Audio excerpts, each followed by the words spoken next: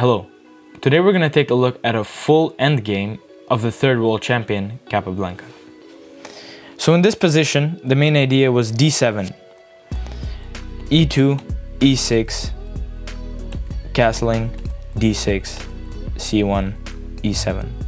And in endgame, the king doesn't have to castle. It's actually much better if he goes in the center of the field.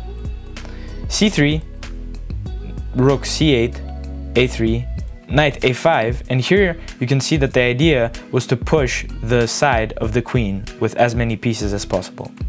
d2, f5, g3, b5, and f3 is a mistake. A much better move would be to take that annoying knight at a5, because after c1, c1 takes on a5, b3, a8, c5, this is a more or less equal position. But because of f3, we allow the knight to go to c4, and it becomes a really strong knight. So he has to exchange with our pawn. e4, king f7, e5. e5 was the mistake that probably put an end to this game. Because if he took on d5, takes on d5, f4, with the next idea of pushing the knight here. Hello. You see this?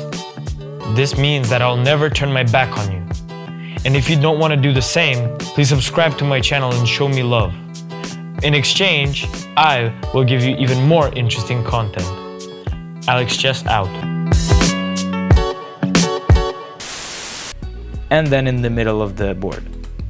But nonetheless, he went e5, which meant e7, f4, b5, king f2, rook e4, e3, a8, b1. He already stacked the rooks, so this is a really good position for black. But nonetheless, h6, we now continue to push even the king side of the board.